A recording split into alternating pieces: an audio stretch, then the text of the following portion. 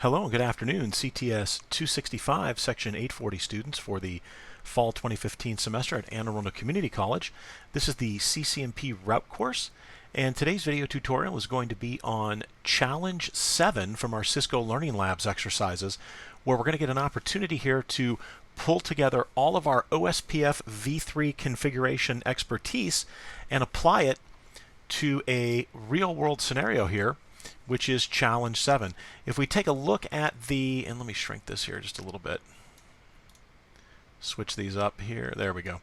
So let's go ahead and take a look at the activities that we have on tap. So our colleague has configured most routers in the dual stack IPv4 and IPv6 OSPFv3 environment. One of the routers, HQ1, has been replaced. So only the IPv4 and IPv6 addresses could be restored from the backup, which means we're going to have to do all of the configuration work here on HQ1. So we should make HQ1 operational by configuring OSPFv3 with both address families, and we'll give it a router ID of 1.1.1.1. So let's go ahead and start out there.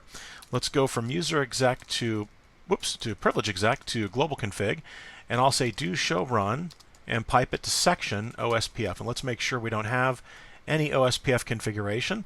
Let's take a look at the interfaces. Do show IP interface brief for our IPv4 interfaces, and then do show IPv6 interface brief for our IPv6 interfaces. So it does appear as if the IP address information has been provided. If we take a look at the job aids here, we can see the different areas, and this is very similar to a number of the activities we've been doing here in the learning labs setup. So we can clearly see that HQ Ethernet 01 is going to be in area 1, and the rest of the interfaces will be in area 0. So let's go ahead, go back to HQ1, and let's say router OSPFv3 1. We need to enable IPv6 unicast routing, so we'll say IPv6 unicast routing, and then we'll pull back our router OSPFv3 command, and I'll go ahead and say we'll set the router ID, and again, the reason I'm doing it here, right, is because this means that it will be for both the IPv4 and IPv6 address families. So remember, I could say address family IPv4, and it's going to call for the unicast argument. I could say router ID here. And the reason I would do it here is if I wanted the router ID for the IPv4 address family to be different than the router ID from the IPv6 address family. However, we don't.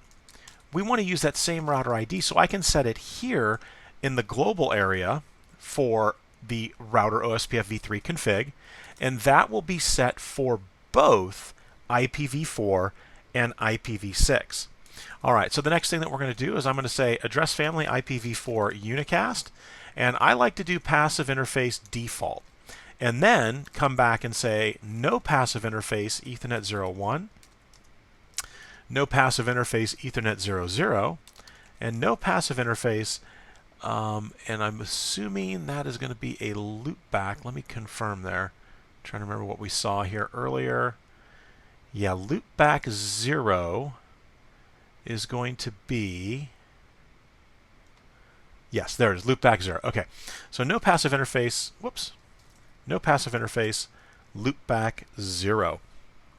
Now, this takes care of the IPv4 configuration. We also need to make sure that we spin things up for the IPv6 configuration, because my guess is if I were to say, we had no OSPF config, right? So I'm going to say address family, we'll exit out of the IPv4 address family, and I'm going to say address family IPv6 unicast. Again, I don't need to set the router ID here because we've already set it at the global area. So I'm going to come in and say passive interface default, and then we'll run those same series of commands that we ran before. No passive interface loopback 0, no passive interface Ethernet 00, and no passive interface Ethernet 01. So let's see what we have here. So do show run section OSPF. So there is our nicely grouped OSPFv3 with address families configuration. Our router ID is globally set for both address families to 1.1.1.1. And we have our passive interface default, and then we have our no passive interface for the interfaces Ethernet 0001 and loopback 0, who are going to be participating in their respective OSPF areas. So now, remember, with OSPFv3 with the address family mode, right? Because we want to be doing IPv4 and IPv6. We need to make sure that we go to the interfaces and we enable the OSPF process. Remember, there is no network command anymore when we're dealing with address families here. All right, so we're going to go into the loopback interface, and I'll say OSPFv3 1 IPv4 area, and the loopback is area 0. I'll do the same thing for for IPv6. So we've just enabled the IPv4 and IPv6 address families, the OSPF process, to advertise or originate the networks on the loopback 0 interface for IPv4 and IPv6. Let's do the same for Ethernet 00. And again, we can simply recall these commands very rapidly here. And there you go. Our IPv4 adjacency came up, and there's the IPv6 adjacency has now come up. And we'll go into Ethernet, and actually, let me make sure I do this, area 1 here. Interface Ethernet 01. And so we're going to say area 1, and we should see an adjacency come up. And then we'll say IPv4 area 1. And there we go. All right, so the adjacencies have been established. Let's go ahead and take a look. If I say show, let's do OSPFv3 neighbors. And this is going to show me the output here, as we saw in Lab 3.3. What we begin to see now is that the grouping of the neighbor output with that OSPFv3 option to see our neighbors gives me my IPv4 address family information and my IPv6 family address information. And you can see that I'm adjacent with neighbor, or well, it's not really router 2, it's probably HQ2, and again, these are the router IDs that they're using, 3333 and 4444. You can see that we've got our dead times, the interface IDs, again, the local interfaces out which I've established these adjacencies, and then my state. So you can see we've had a DR BDR election on all of these segments here, right? On this segment here, on this segment here.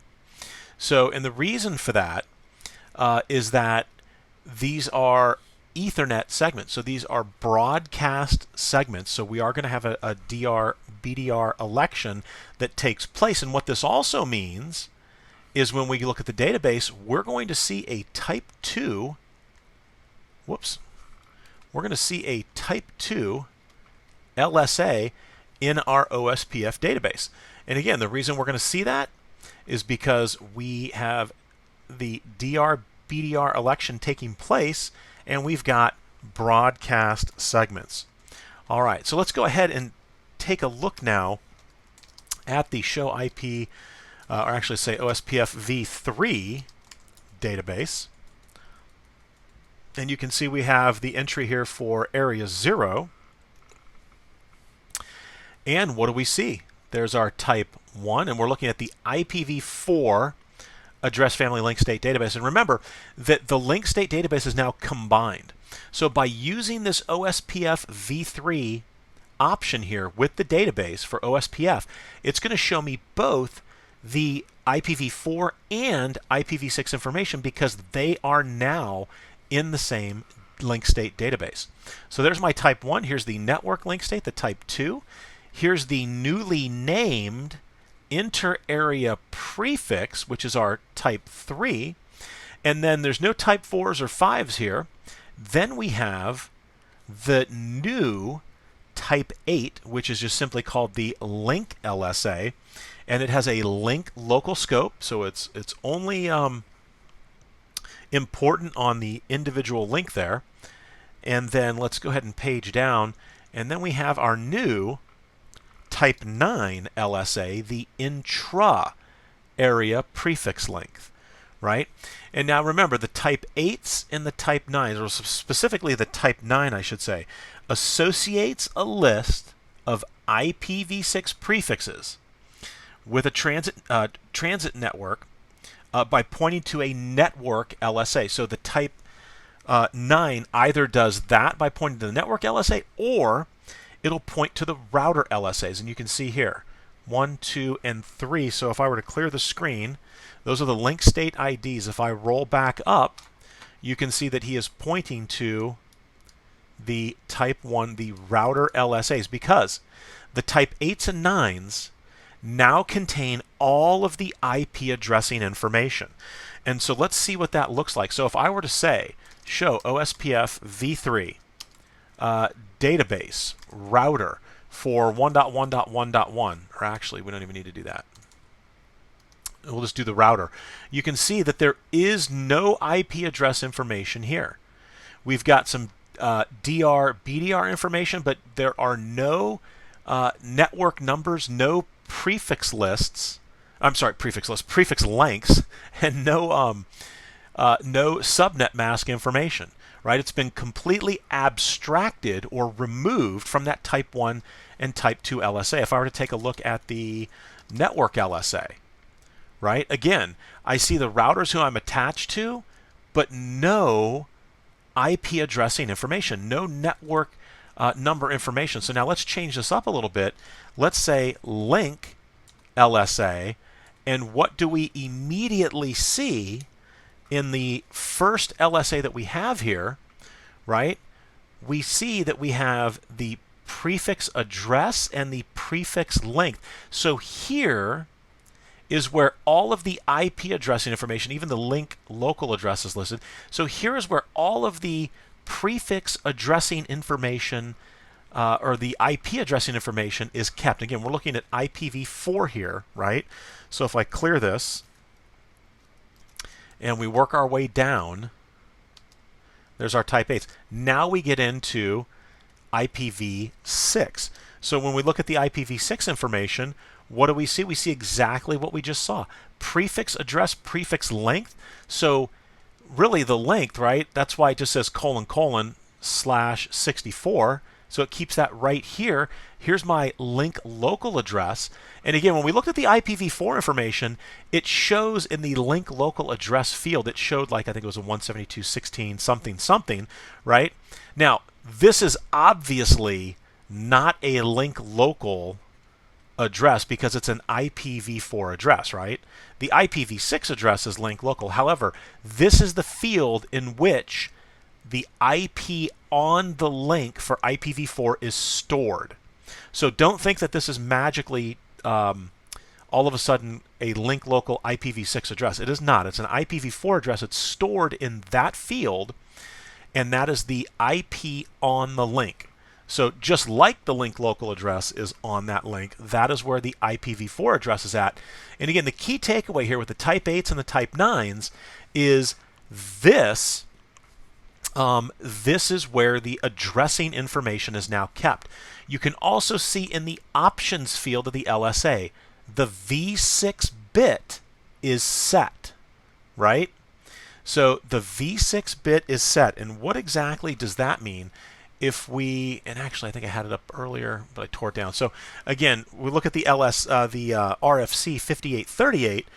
What you'll see is there's a section in there that talks about the V6 bit being set, right, along with the address family bit or the AF bit.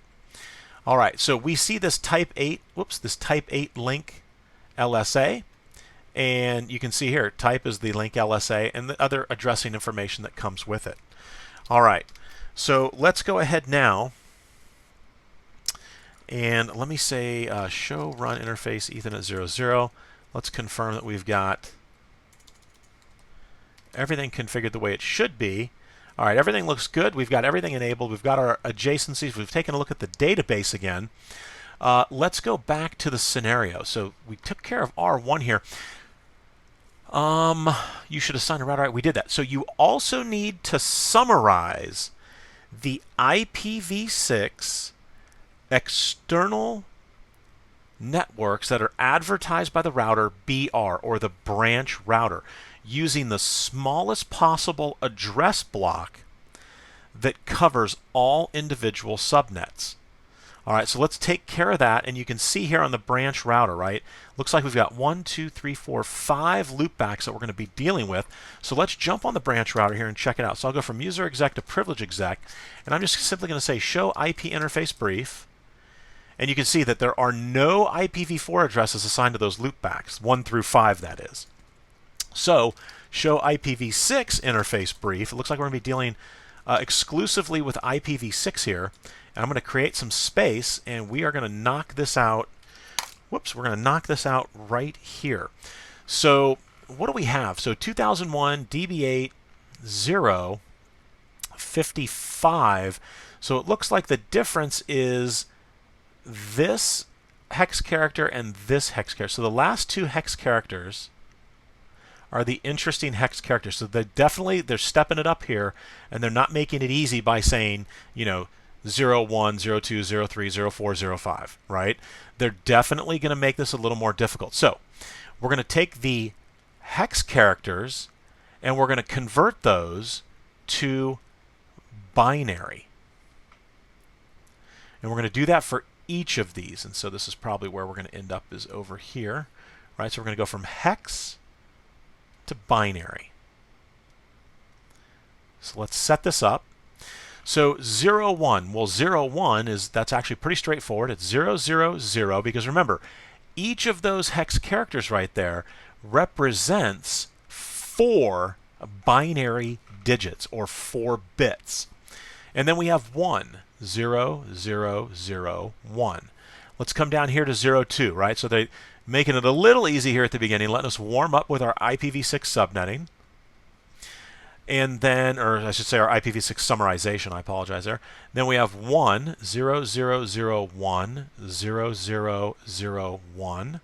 So you can see here we've already got a discrepancy between this nibble, right, these 4 bits. Remember, 4 bits is a nibble. So then we've got 12. So 0, 0, 0, 1, and then 2 is going to be 0, 0, 1, 0. And then we have 1 fox. So they definitely mixed it up here on us, 0, 0, 0, 1, but then 1, 1, 1, 1. However, that is not going to make that big of an adjustment. So let's take a look here. How many bits already match in our IPv6 global unicast address? So there's 16, 16, 16, and then the first 2 hex characters for 8. So we've got, I'll do that up over here. So we'll say we've got 16 plus 16 plus 16 plus 8. Now that already matches. So we've got 48, we've got 56. Then, where does it no longer match here? Well, when we take a look, you can see that we come from left to right. We go from the high order bit to the low order bits. So these guys match, these guys match, these guys match. However, right there, after the 3rd bit, they no longer match. So we've got 56, 57, 58, 59. So we know right now that we're dealing with a /59 as our prefix length. Again, not the subnet mask, right? Prefix length, because we're talking IPv6. So it's going to be a /59. So when I take a look at all of these characters in here, and I say, okay, great, are any of these bit values on? And the answer is no, none of those bit values are on. So what is our summary going to look like? So it's going to be 2001. I mean, we know that because those already match. We know that it's going to be DB8 because those all match. We know it's going to be 0 because they matched. We know it's going to be 5, 5 because the 55s matched right in here on each of these, right? So we're really left with the last 2 hex characters. Well, the first hex character, there are no values on, so it's going to be 0, and then everything after that would be, at least in that hextet, will be 0. So, excuse me, what we're looking at is 2001 DB8 0 5500 /59. And that is my IPv6 summary for the branch router. Now, let me do this. I'm going to clear the screen here, and we're going to change colors real quick. And then I'm actually going to write that back down up here. So 2001 colon db8 colon 0 colon 5500 colon slash 59. Okay, so that is my summary. Now, on the branch router, let's say show run section OSPF. Let's see what we're dealing with here. So we've got address families, and this is the router ID 5.5.5.5. You can see that it's going to get set in the global area for both the address family for IPv4 and the address family for IPv6. Now, I need to get the summary added on here. However, what kind of a router is the branch router? So if we come over here, and actually we'll take a look at the job aid real quick, you can see the branch router is this guy right here. He's in area 2, right? So he's just simply a member of area 2, but he has external networks that are attached to him, right? These loopback addresses. So we'll come back over here. If I were to say show IPv6 protocols, we can see what kind of a router is the branch router. Well, it is not an area border router. It's not a backbone router. It is an autonomous system boundary router, or an ASBR. So why ASBR? Well, remember, he is redistributing protocol connected. So he is actually redistributing external routing information into the OSPF domain. Therefore, he is an ASBR. And he's only in one area, right? He's simply an autonomous system boundary router in area 2. And so now I'm going to actually end up erasing the summary, but we'll remember it now. All right, so if it's an ASBR and not an ABR, do I use the area range command to do my summarization? Or am I going to be using the summary-prefix command to summarize my IPv6 addresses? What is that going to look like? Well, remember, the autonomous system boundary routers, the ASBRs, that is where we're going to do our summarization with the summary-prefix command. And again, I go into global config, I say router OSPFv3 1, address family IPv6 unicast, and if I do a question mark here, you can see I've got the area command up there, right? So I could say area range. No, is there no area range? No, there's no area range in IPv6, right? So area, and that's it. So at the ASBR, what do I have to do here? Well, I've got to go with summary prefix, right? So we're going to say summary prefix, and then we simply put in, if I do the question mark, you'll see, we simply put in the summary for our IPv6 address range. So 2001 db8 colon 0 colon 5500 colon slash 59. Now, before we do that, let's go to the gateway router, and let's see if the gateway router, see if the gateway router here, if I say show IPv6 route, is the gateway router learning all of those IPv6 addresses that we just summarized? And take a look here, 5501, 02, 11, 12, and 1F. Absolutely, right? So he is already learning all of these routes from the branch router, and he's learning them as OE2s. Do you see that? So he's learning them as OSPF external type 2s. And we've got 5 entries in the routing table. So what we're going to try to do is we're going to try to trim that down. So if I've got 5 entries in the routing table, how many entries am I going to have in my link state database? So show OSPFv3 database for external information. And so there's no IPv4 information, as you can see, right? It's kind of blank right there, doesn't show anything. So we're interested in the IPv6 information, and as you can see, here's the 1F, there's the 12, there's the 11, above it should be the 2, yep, there's the O2, and then the O1, right? So as you can see, all of this information is generating a multitude of type 5 LSAs in the link state database. So the overall goal here is to shrink that down, make it a little more manageable. So I'm going to say enter, right? So I've put my summary prefix in there and I said enter. Now let's go back to the gateway router here at the top, and let's say show IPv6, or actually we'll do, yeah, we'll start out with that. So show IPv6 route. And so as you can see, that big block that we had has now gone away. What are we advertising now? We're simply advertising a single IPv6 summary address that is still an OE2 for the 2001 DB8 05500::59. So all of those extra entries that we had, the other 4 entries, have gone away. We're left with a single entry that is a summary for all of those networks. So if I go back to the branch router, were there any other options I had here? Right? I could have tagged it, or I could have said do not advertise. So it says when translating OSPF type 7 LSAs. So I could have said don't advertise. However, we're not going to set the tag and we're not going to do the don't advertise.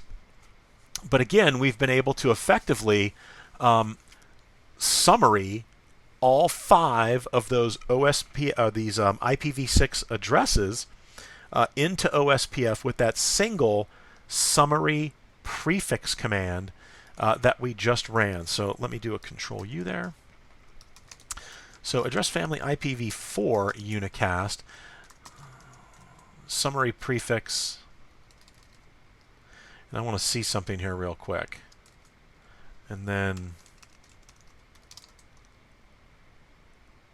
yeah, do not advertise or translate. I was making sure that they had the not advertise here as well for the summary prefix for the IPv4 information. Okay. All right. Let's take a look at our scenario again here. So we've got the scenario still. So we're making good progress here. So we just summarized the external networks. Now, the last one is typically always the most difficult. So maximally reduce the IPv6 routing table and the database in Area 1.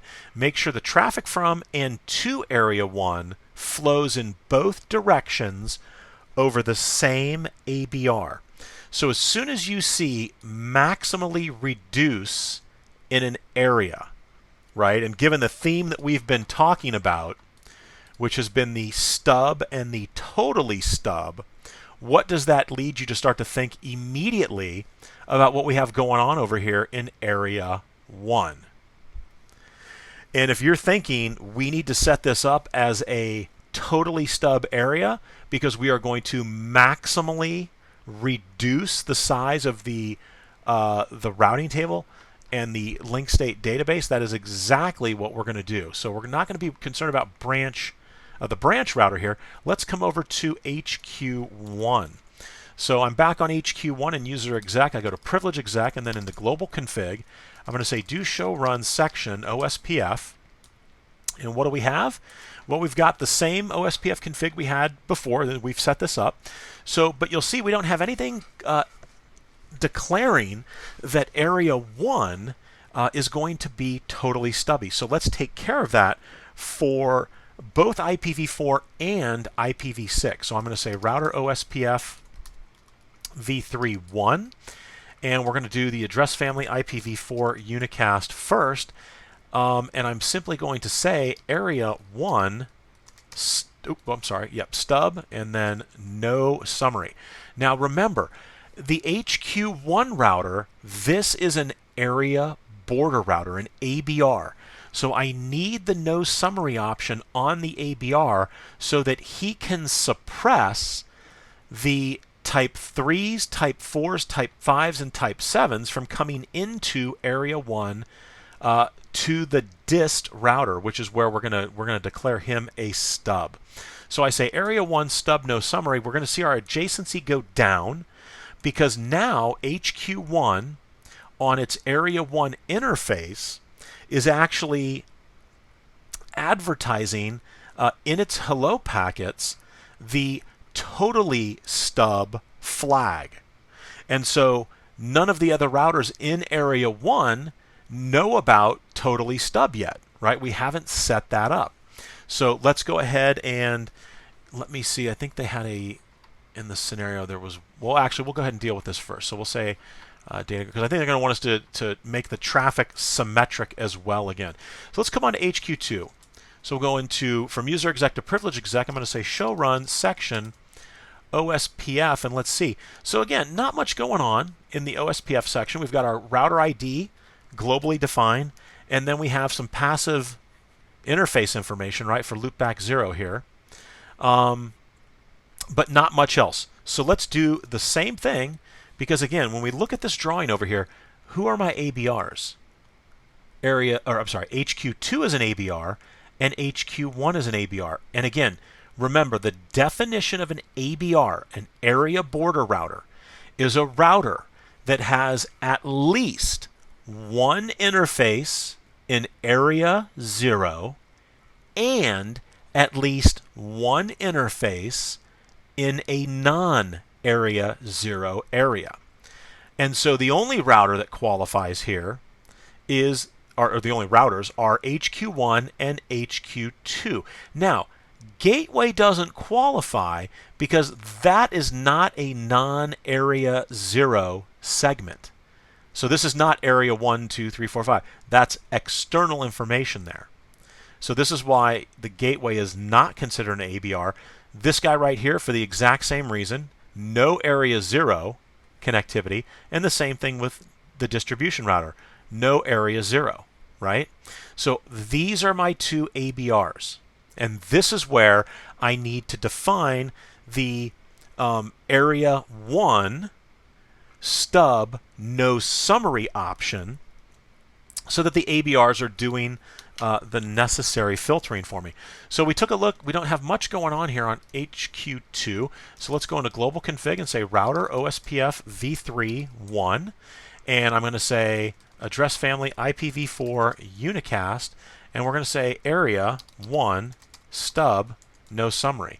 Now I'm going to go back over to HQ1 here in a second, but I'm going to say IPv6 unicast, and we're going to say same thing.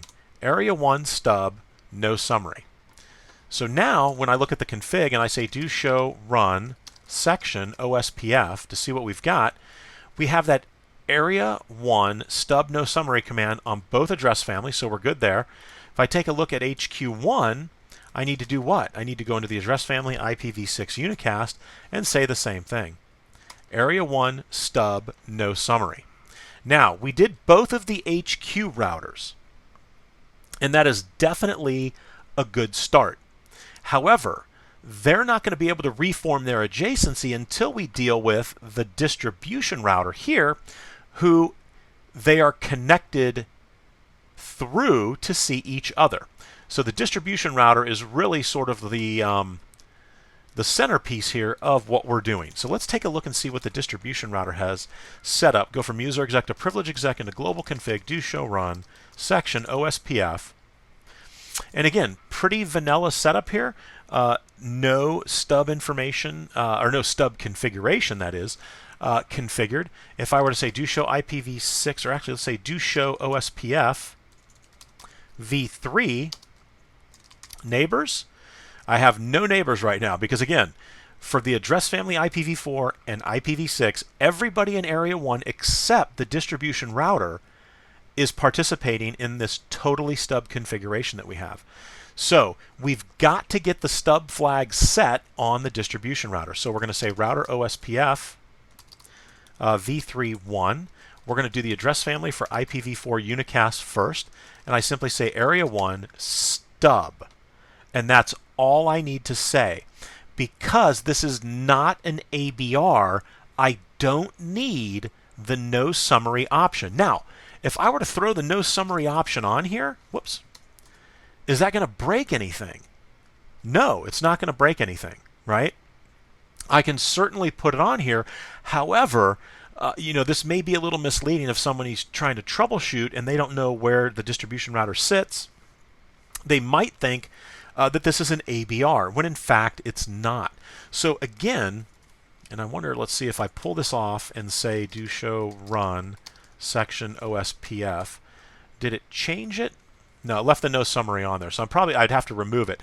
So let's go ahead, we'll do it properly here for the IPv6 address family IPv6 unicast, where I'm simply going to say area 1 stub.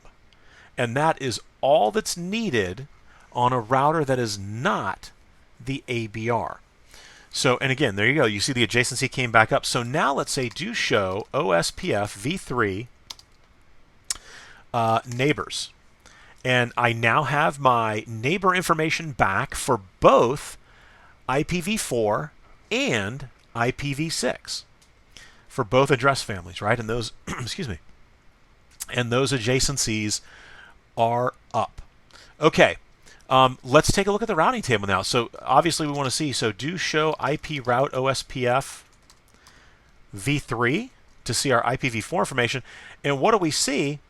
Well, we have two equal cost paths, and actually that's kind of blanking it out on you there. You can see we've got two equal cost paths, but we have a single type 3 LSA, which is our default route, and that is automagically given to us from both HQ1 and HQ2. Because when we said stub no summary, we're saying there will be no type 3s, no type 4s, no type 5s, and no type 7s. The only type 3 that we're going to see is the exception to the rule, which is this inter-area OSPF prefix, will be the default route. Because again, when we take a look at the dist router here, right? Now we've got a different use case than we did in Lab 3.3. In Lab 3.3, when we had the configuration, we had R1, who went up to R2, who went down to, we'll draw it this way, who went down to R3, that went out to what we said was R4, kind of the internet, right? Because we had a default route out to the internet. We were originating the default route this way. In the case of R1, he only had a single link out. So it doesn't really make sense to do anything other than a totally stub area here, where the only thing that router 1 was going to get was the default route. And it's much the same here with the distribution router. In order to get to area 0 or to area 2 or to the internet or to these external networks, he only has two choices, this way and this way. So now this makes the scenario a little more complicated from the perspective of who do I want distribution to prefer? The way we have it, the way it's set up right now, which by default we've got two equal cost paths, it's going to load balance between HQ1 and HQ2. But is that what we want? Well, let's take a look here. I'm going to have to go back to the scenario. I apologize. Tough remembering everything here. So make sure that the traffic from and to Area 1 flows in both directions over the same ABR. So we want to make sure that traffic leaving, we'll pull the job aid back up here, we want to make sure that traffic leaving the distribution router or leaving Area 1 from the distribution router goes out the same direction that it would then come in, right? So we want to make sure this is called symmetric, not to be confused with the EMC symmetrics. So this is called symmetric, and hopefully I spelt that correctly. So it's called symmetric. Now remember, because asymmetric, which is the opposite, asymmetric would mean that I send my traffic out I send the traffic out this way to the gateway, and then the gateway sends the traffic back in that way.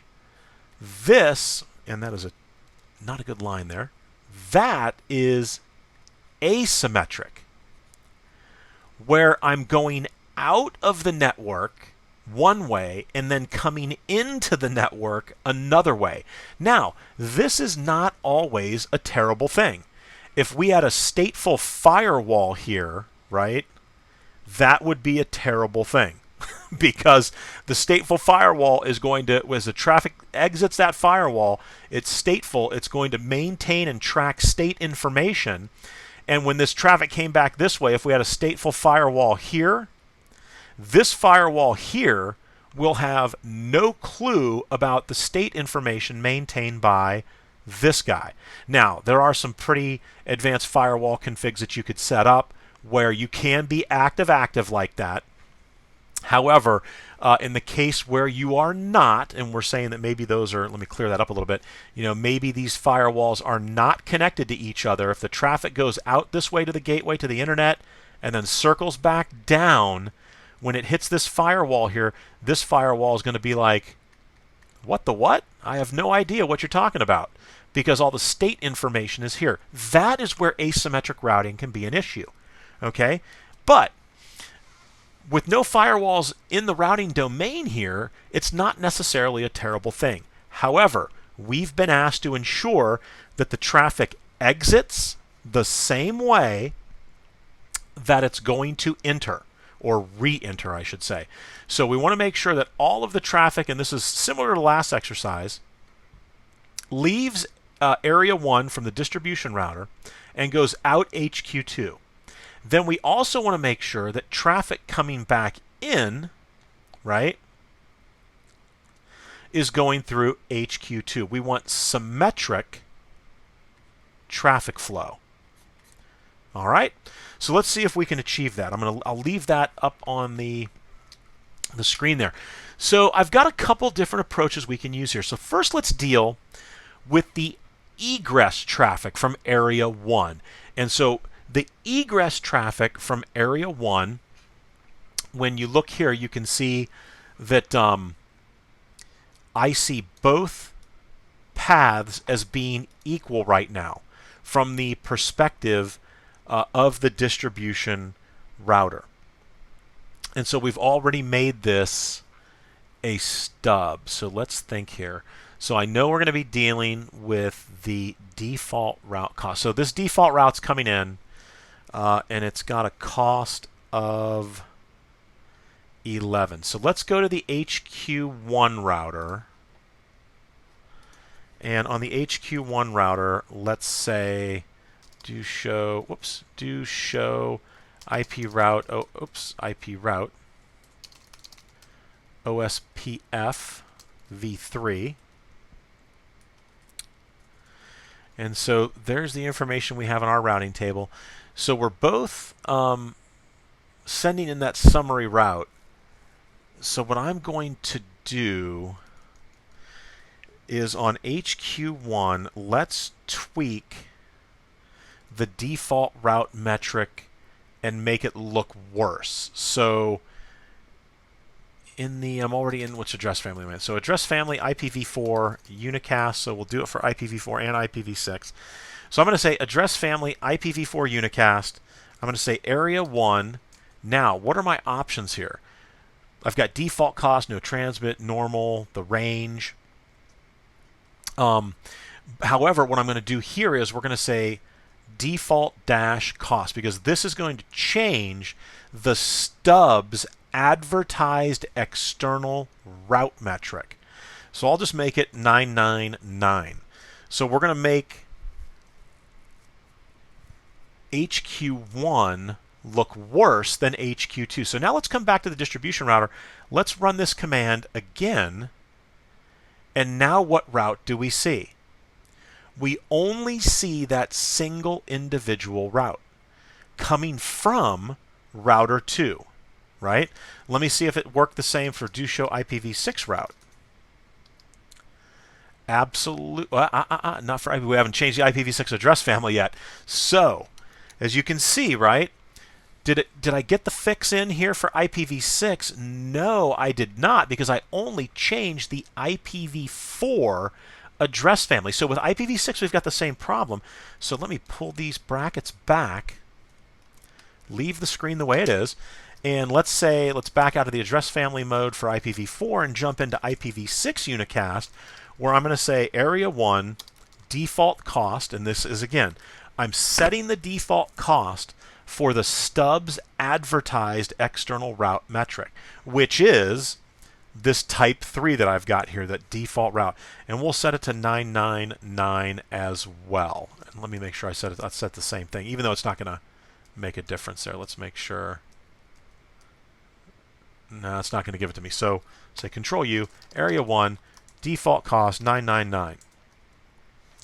So I just set it on the distribution router, and that is not where that would be set. I want to go back to HQ1 and make the change here, and that's why I didn't see the area 1 default cost 999.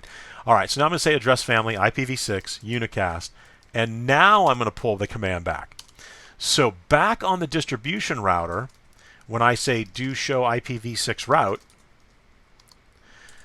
what does my outbound traffic look like now? So we've got the egress variable in this equation taken care of. Both IPv4 and IPv6 prefer router, well, I should just say router 2, HQ2. So we're forcing all outgoing traffic right now to go that way.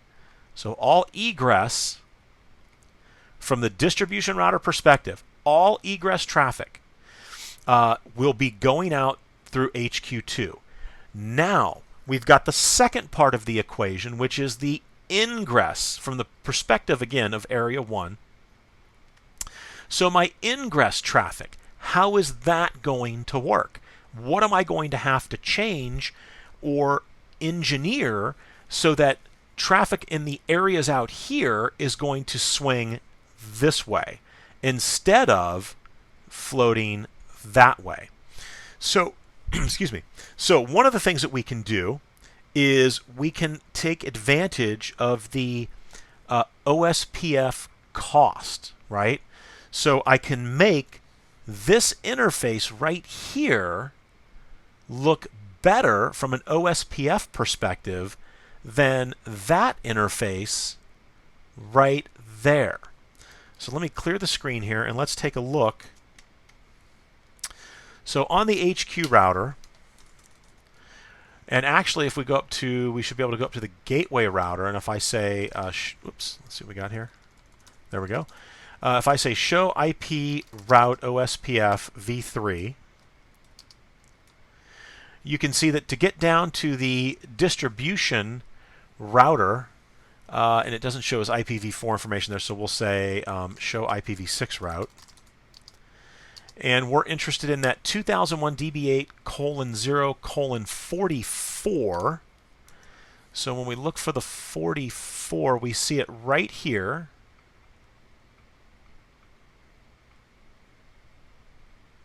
And you can see that from the gateway router perspective, right, it sees both router 2 and router 1. So we've got equal cost load balancing in effect because both of the costs are equal. Both metrics are equal. It's showing a metric of 20 to get down to that network. All right, so we're going to go ahead and take a look now on HQ2 to make sure that we have the full picture before we configure anything here. So I'll say Control C, and we'll come up here to HQ2. All right, so we're on HQ2. We'll go from user exec to privilege exec, and then in the global config, and what we're going to say is show IP, well, show IPv6 route. IPv6 route, sorry, do show IPv6 route. And what do we see for that 44? Well, we see for the 44, it's an intra, whoops, the 44 route down to the distribution is an intra area route, right? So HQ2 sees this as an intra-area route. HQ1 would also see it as an intra-area route.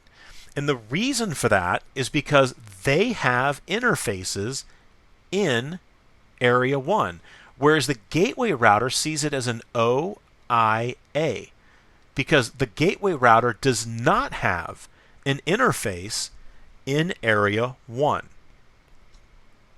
All right. So let's do this. Say Control C. So what we're going to do is we're going to go ahead on the ABR and make the change on the Ethernet 01 interface. And here's what we're going to do. So what is my metric to the 44? My metric is 10. So if I were to go into, well, actually just the interface level. So interface Ethernet 01. And if I wanted to change the cost, now typically with IPv4, you would say IP OSPF1, IP OSPF1 cost. There we go. IP OSPF cost, and then I would put the cost in. That's with OSPFv2. With OSPFv3 without address families, I would say IPv6 OSPF cost, and I could go ahead and do it like that for OSPFv3 without address families.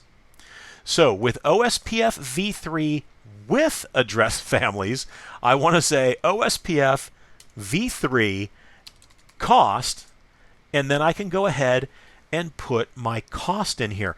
Now I want the cost to be less than the default value that we saw in HQ1 and HQ2, which was 10. So I'm actually going to drop the cost of this all the way down to 5.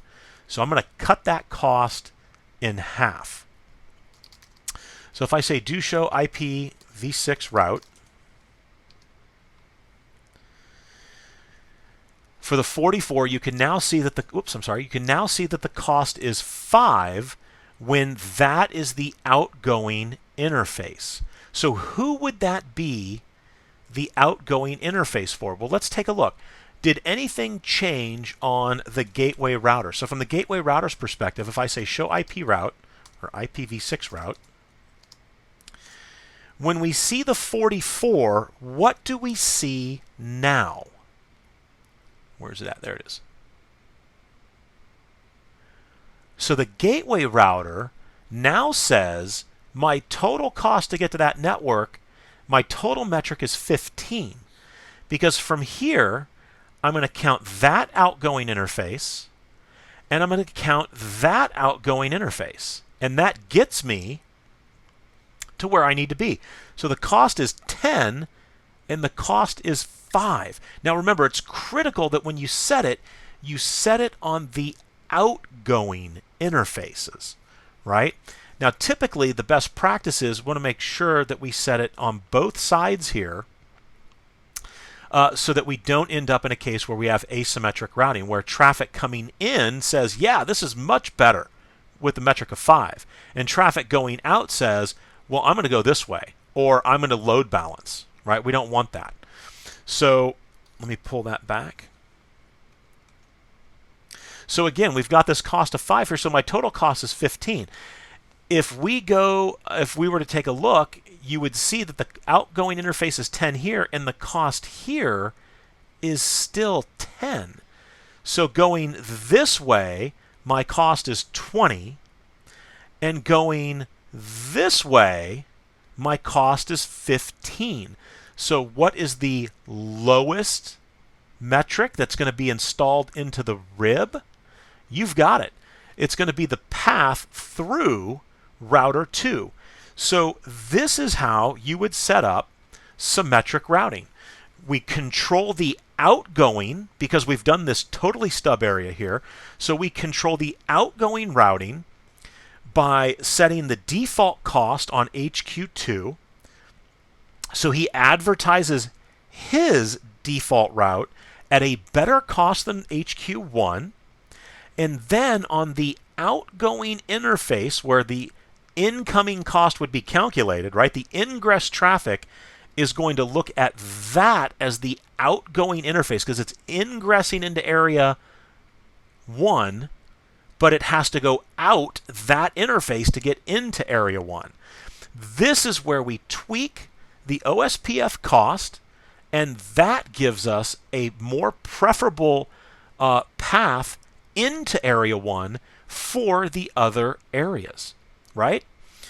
And so that concludes challenge number 7, configuring OSPFv3, and we covered a lot of ground here.